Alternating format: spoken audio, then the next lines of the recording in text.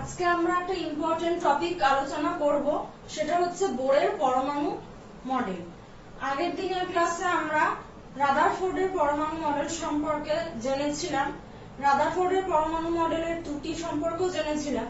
তো রাদারফোর্ড তার পরমাণু মডেলে যেটা বলেছিল সেটা হলো পরমাণু ভেতরে নিউক্লিয়াসের চারদিকে ইলেকট্রনগুলো যে কোনো ব্যাসার্ধের, যেটা ইচ্ছা মতন ব্যাসার্ধের বৃত্তাকার কক্ষপথে ইলেকট্রনগুলো ঘুরতে পারে, এটা হচ্ছে রাদারফোর্ড বলেছিল।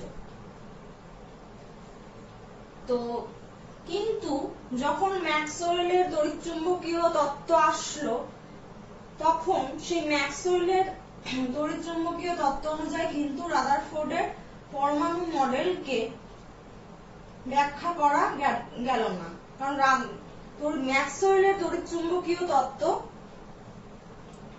রাদারফোর্ডের পরমাণু স্থায়িত্ব ব্যাখ্যা করতে পারে না। এবার এই ত্রুটিটা দূর করার জন্য রাদারফোর্ডের ছাত্র নিলস বোর 1913 খ্রিস্টাব্দে তিনি কি করলেন, তিনি একটু অন্যভাবে ভাবলেন। তিনি ক্লাসিক্যাল মেকানিক্স মানে প্রচলিত যে বলবিদ্যা আর ম্যাক্সের তড়িৎচুম্বকীয় তত্ত্ব, এগুলোর পরিবর্তে একটু অন্য ধারণা পরিপ্রেক্ষিতে একটা মডেলের উপস্থাপনা করেন। তো সেখানে তিনি প্ল্যাঙ্কের যে কোয়ান্টাম মেকানিক্স বা প্ল্যাঙ্কের কোয়ান্টাম তত্ত্বের প্রয়োগ করে রাদারফোর্ডের পরমাণু মডেলের ত্রুটিগুলি সংশোধন করেন। তো সেইটাই হচ্ছে বোরের পরমাণু মডেল। তো তিনি কি বলেছিলেন? তিনি বলেছিলেন যে পরমাণুর ভেতরে নিউক্লিয়াসের চারিদিকে ইলেকট্রনগুলো নির্দিষ্ট ব্যাসার্ধে, মানে সেই ব্যাসার্ধটা নির্দিষ্ট হবে বা স্থায়ী ব্যাসার্ধ হতে হবে। যে কোনো ব্যাসার্ধে যে কোনো কক্ষপথে ইলেকট্রন ঘুরতে শুরু করে দিল সেটা হবে না। তো নির্দিষ্ট ব্যাসার্ধের বা স্থায়ী ব্যাসার্ধের বৃত্তাকার কক্ষপথেই কেবলমাত্র ইলেকট্রনগুলি আবর্তন করতে পারে। যে কোনো ব্যাসার্ধের কক্ষপথে কিন্তু ইলেকট্রনগুলি ঘুরতে পারে না। তো সেই যে কক্ষপথ নির্দিষ্ট ব্যাসার্ধের বা স্থায়ী ব্যাসার্ধের যে বৃত্তাকার কক্ষপথ, সেগুলিকে কি বলছে? সেগুলিকেই বলে কোয়ান্টাম কক্ষ বা অনুমোদনযোগ্য কক্ষ। ইংলিশে বলে কোয়ান্টাম স্টেট বা পারমিসিবল অরবিট বা স্টেশনারি অরবিট। তো এমনি থিওরিটিক্যালি নিউক্লিয়াসের চারিদিকে অনেকগুলো মানে অসীম অবধি কক্ষপথের ধারণা দেওয়া আছে, কিন্তু বাস্তবে শুধুমাত্র কেবল কয়েকটা 7টা শক্তিস্তর বা 7টা কক্ষপথই পাওয়া যায়। তো সেগুলো কি কি? সেগুলো সেই শক্তিস্তর বা সেই কক্ষপথগুলোর নাম দেওয়া হয়েছে K, L, M, N O P, Q. তো এই বাস্তবে এই 7টা শক্তিস্তরই আবিষ্কার হয়েছে।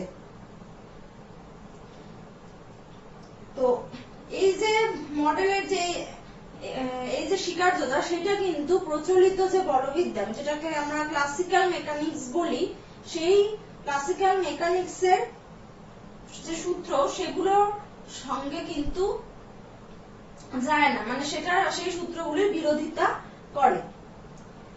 তো এই সম্বন্ধে ডিটেলস আমরা উঁচু ক্লাসে পড়ে থাকবো। উঁচু ক্লাসে ফিজিক্স বা কেমিস্ট্রিতে এই সম্বন্ধে ডিটেলস বা বোরের যে স্বীকার্যগুলো সেগুলো ডিটেলসে দেওয়া আছে। তো এই শক্তি স্তরগুলো মানে যে K, L, M, N O P, Q, এই যে 7টা শক্তি স্তর, এগুলিকে এন দ্বারা চিহ্নিত করা হয়, স্মল এন দ্বারা চিহ্নিত করা। তো এন হচ্ছে কোয়ান্টাম নাম্বার বা কোয়ান্টাম সংখ্যা বলে। তো এই কোয়ান্টাম সংখ্যা আমরা উঁচু ক্লাসেই পড়বো। তো এখন একটু জেনে রাখি, সেটা হচ্ছে যে n = যখন 1, মানে প্রথম যে কক্ষপথটা সেটা তখন হবে কোয়ান্টাম নাম্বার 1, n = 1, তখন সেই কক্ষপথকে আমরা কি বলছি? কে বলছি। n = 2 হলে সেই কক্ষপথ হলো l, n = 3 m, n = 4 n, n = 5 o, আর n = 6 p, আর n = 7 সেটা হচ্ছে কিউ। তো এই 7টা শক্তি স্তর বাস্তবে এখন অবধি আবিষ্কার হয়েছে। তো কক্ষপথে যে ইলেকট্রনগুলো ঘুরছে, তো ইলেকট্রনের যে ইলেকট্রনগুলোর যে শক্তি, কক্ষপথে যে ঘূর্ণায়মান ইলেকট্রনগুলোর শক্তি, সেই সব শক্তিকেই কিন্তু কক্ষপথের শক্তি বলে ধরে নেওয়া হয়। তো নিউক্লিয়াস থেকে যত দূরত্ব যাওয়া যায় তত কি হয়, শক্তির পরিমাণ বাড়তে থাকে। তার মানে নিউক্লিয়াসের কাছে যে শক্তি স্তরটা রয়েছে বা যে কক্ষপথটা রয়েছে, সেই কক্ষপথে যে ইলেকট্রনটা ঘুরছে সেই ইলেকট্রনের শক্তি কিন্তু সবচেয়ে কম। এবার যত দূরে যাবে তত কিন্তু শক্তির পরিমাণ বাড়তে থাকবে। তার মানে শক্তি ক্ষমতার পরিমাণটা আমরা কি দেখছি, K greater than L greater than M greater than N greater than O greater than P greater than Q. তাহলে এটা হচ্ছে শক্তি পরিমাণ, ক্ষমতার পরিমাণ অনুযায়ী শক্তি স্তরগুলিকে সাজানো হয়েছে। তাহলে সব থেকে কম শক্তি হচ্ছে কে কক্ষপথে যে ইলেকট্রনটা ঘুরছে সেই ইলেকট্রনের শক্তি। ক্রমশ যত দূরে যাওয়া যায় শক্তির পরিমাণ বাড়তে থাকবে। সব থেকে শক্তির পরিমাণ বেশি কোথায়, সেটা হচ্ছে কিউ কক্ষপথ, মানে n = যখন 7 সেই কক্ষপথে যদি কোনো ইলেকট্রন থাকে সেই ইলেকট্রনের শক্তির পরিমাণ সবচেয়ে বেশি হবে। তো এইটা হচ্ছে বোরের যে মডেল, সেটা প্রথম স্বীকার্য।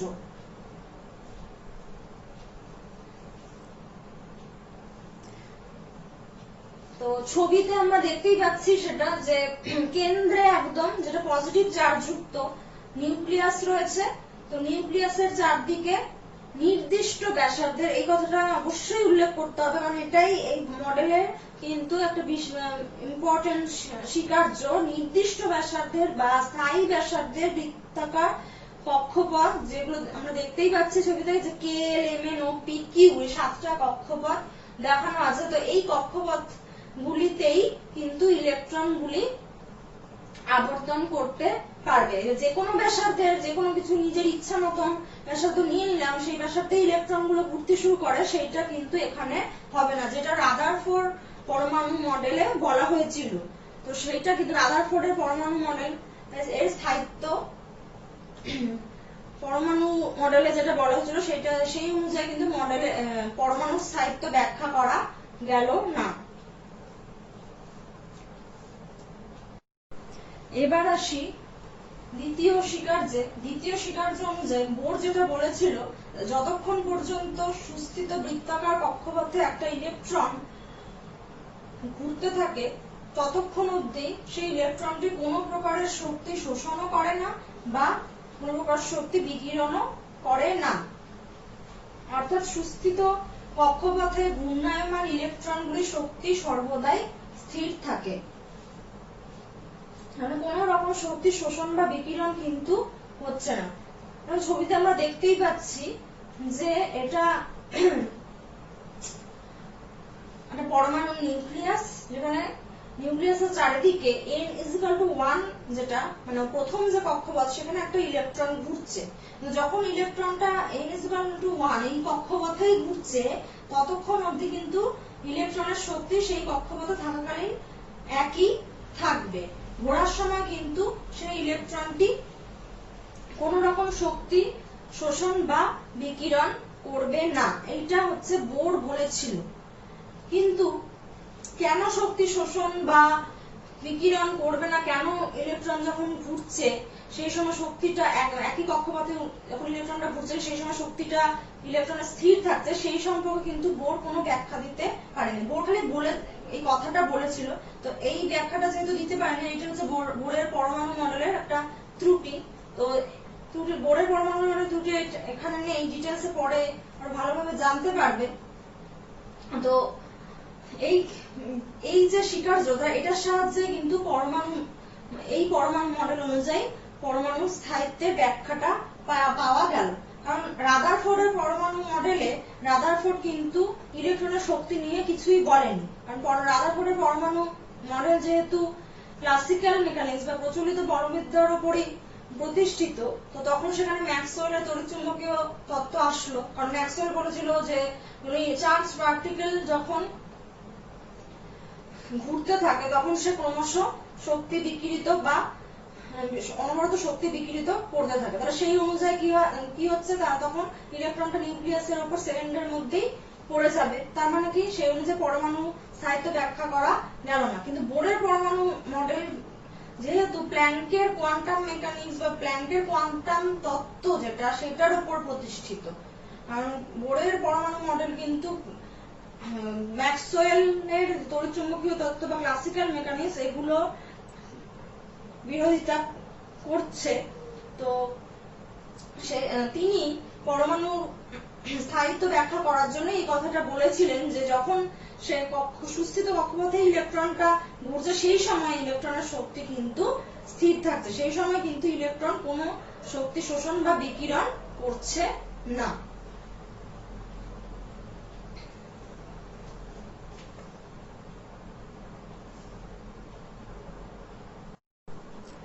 এবার আসি তৃতীয় স্বীকার্যে। তৃতীয় স্বীকার্য অনুযায়ী বোর যেটা বলেছিল, ইলেকট্রন যখন উচ্চ শক্তি স্তর থেকে নিম্ন শক্তি স্তরে জাম্প দেয় বা আসে, তখন ইলেকট্রনটি নির্দিষ্ট পরিমাণ শক্তি তরঙ্গের আকারে বিকিরণ করে। আর যখন ইলেকট্রনটা নিম্ন শক্তি স্তর থেকে উচ্চ শক্তি স্তরে ইলেকট্রনটা আসে, তখন সে কি করে, নির্দিষ্ট পরিমাণ শক্তি সে গ্রহণ করে বা শোষণ করে। যেমন আমরা ছবিতে দেখতে পাচ্ছি যে ধরলাম যে নিউক্লিয়াসের চারদিকে কে কক্ষপথে মানে n=1 কক্ষপথে একটা ইলেকট্রন ঘুরছে। এখন সে যদি l কক্ষপথে আসে, তার মানে কি l কক্ষপথের শক্তি কে কক্ষপথের শক্তির থেকে বেশি, তাহলে তার মানে ইলেকট্রনটা কি করছে, নিম্ন শক্তি স্তর থেকে উচ্চ শক্তি স্তরে আসছে। তাহলে সে কি করবে, বাইরে থেকে শক্তি নেবে। তার মানে সে এখানে একটা ইম্পর্টেন্ট জিনিস, নির্দিষ্ট পরিমাণ, কিন্তু তাহলে নির্দিষ্ট পরিমাণ শক্তি সে শোষণ করবে। এজন্য আমরা লিখেছি যে প্লাস ই, ই মানে হচ্ছে এনার্জি বা শক্তি, তাহলে বাইরে থেকে সেটা হচ্ছে শক্তি দিতে হচ্ছে। যেমন তোমরা যদি সিঁড়িতে কি করো, যদি নিচু জায়গা থেকে বা গ্রাউন্ড স্টেট থেকে যদি উপরের সিঁড়িতে ওঠো, তাহলে তোমাকে কি করতে হবে, তাহলে তোমাকে শক্তি গ্রহণ করতে হবে। তো সেই একইভাবে ইলেকট্রন যখন নিম্ন শক্তি স্তর থেকে উচ্চ শক্তি স্তরে যায়, তখন তাকে কিন্তু বাইরে থেকে নির্দিষ্ট পরিমাণ শক্তি শোষণ করতে হয়। আর উচ্চ শক্তি স্তর থেকে যদি নিম্ন শক্তি স্তরে ইলেকট্রন জাম্প দেয়, তাহলে তরঙ্গের আকারে নির্দিষ্ট পরিমাণ শক্তি বিকিরিত হয় বা বেরিয়ে যায়। এখানে আমরা ধরি যদি n কক্ষপথে ইলেকট্রন থাকে, ঘুরতে থাকে, সেই ইলেকট্রনটা ধরলাম l কক্ষপথে জাম্প দিল, আসলো, তাহলে n কক্ষপথের শক্তি যেটা n=3, n কক্ষপথের শক্তি বেশি l কক্ষপথের থেকে, আর l কক্ষপথের শক্তি কম। তার মানে n থেকে l এ যখন ইলেকট্রনটা আসছে, তার মানে কি উচ্চ শক্তি স্তর থেকে নিম্ন শক্তি স্তরে ইলেকট্রন আসছে। তাহলে সিঁড়ির সঙ্গে তুলনা করো, তোমরা যখন কোনো উঁচু জায়গা থেকে নিচু জায়গায় যাও বা উঁচু সিঁড়ি থেকে আসো, নিচু জায়গায় মানে পৌঁছাও, তখন কি করো, তখন তোমরা কিন্তু কিছু পরিমাণ শক্তি তোমাদের শরীর থেকে বেরিয়ে যায়, তখন তোমরা কিন্তু কি করো, রিল্যাক্স ফিল করো। তো সেই একইভাবে ইলেকট্রনটা n কক্ষপথ থেকে যখন l কক্ষপথে আসে বা যে কোনো উচ্চ শক্তি স্তর থেকে নিম্ন শক্তি স্তরে আসে, তখন সে নির্দিষ্ট পরিমাণ শক্তি তরঙ্গের আকারে বিকিরণ করে। তাহলে ছবিতে সেই জন্য দেওয়া আছে -e, শক্তি বেরিয়ে যাচ্ছে বা বিকিরিত হচ্ছে। তো এইটা হচ্ছে বোরের পরমাণু মণ্ডলের তৃতীয় স্বীকার্য। বোর এই কথাটা বলেছিল। তার মানে কি দেখলাম আমরা, বোরের পরমাণু মণ্ডলের যে তিনটে স্বীকার্য সেটা কি কি। এক নম্বর হচ্ছে বোর যেটা বলেছিল সেটা হলো নির্দিষ্ট ব্যাসার্ধের, মানে যে কোনো ব্যাসার্ধ নিয়ে নিলাম সেটা না, নির্দিষ্ট ব্যাসার্ধের কক্ষপথে বা স্থায়ী ব্যাসার্ধের কক্ষপথে কেবলমাত্র ইলেকট্রনগুলি নিউক্লিয়াসের চারদিকে ঘুরতে পারে, যেগুলিকে আমরা কোয়ান্টাম কক্ষ বা অনুমোদনযোগ্য কক্ষ বা স্টেশনারি অরবিট বলে থাকি। তো সে স্টেশনারি অরবিট বা স্থায়ী কক্ষপথ যেগুলো, সেগুলো থিওরিটিক্যালি অসীম পর্যন্ত ধারণা করা হয়, কিন্তু বাস্তবে 7টা কক্ষপথ মানে KL, MN, OP, Q, এই 7টা কক্ষপথ আবিষ্কার হয়েছে এখনো অবধি। তো আর নিউক্লিয়াস থেকে যত দূরে যাওয়া যায় কক্ষপথের শক্তি তত বাড়তে থাকে। তাহলে সেই অনুযায়ী কি কে কক্ষপথের শক্তি সবচেয়ে কম আর কিউ কক্ষপথের শক্তি সবচেয়ে বেশি।